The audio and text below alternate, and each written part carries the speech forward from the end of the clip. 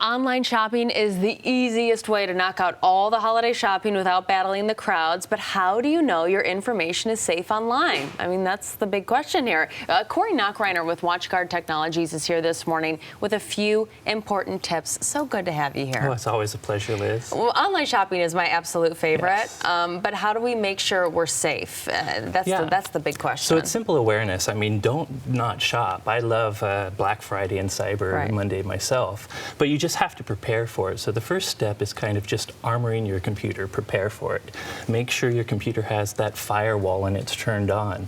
Make sure you have antivirus and it's turned on, and make sure your software is up to date. But the good news for that computer part of things is most operating systems, like if you use Windows or if you use Apple, they come with firewall. So it's just making sure they're turned on. Let's talk a little bit about email scams.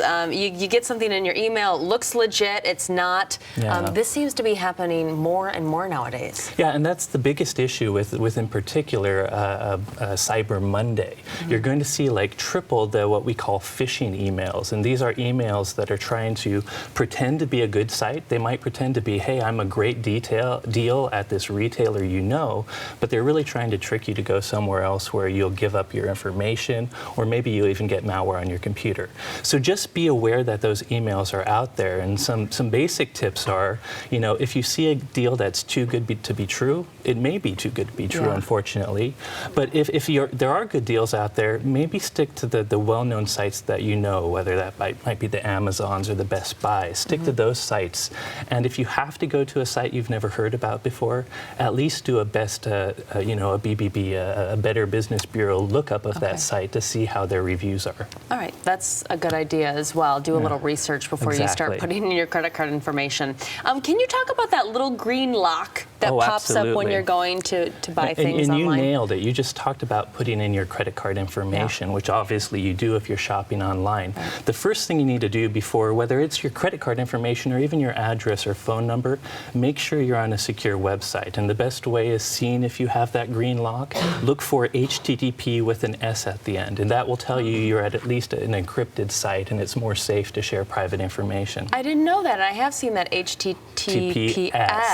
That means secure for web traffic. That's good to know. Yeah. What about, I don't want to get too into the weeds here, but what is this two-factor authentication on sites like Amazon? Yeah, so one of the things these guys are trying to phish or steal from you is your credentials, so that they can get on your account and use your money.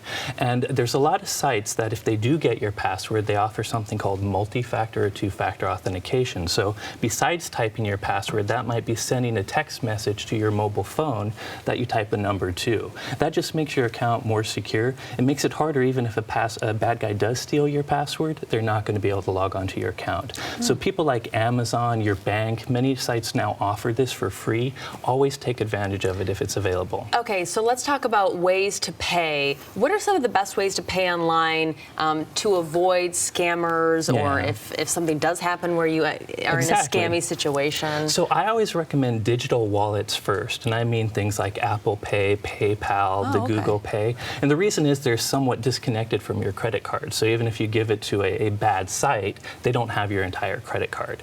If you don't have a digital wallet option, always use your credit card, never use your debit card. And the key there is, you know, credit card providers have anti-fraud, they often reimburse you, but your debit card is attached to your bank account. So bad guys can steal your money in some cases. All right, well, really good information. Corey Nachreiner, thank you so much. It's always great to have you on. Yeah, thank you, Liz. All right, and happy shopping. Yeah, you too.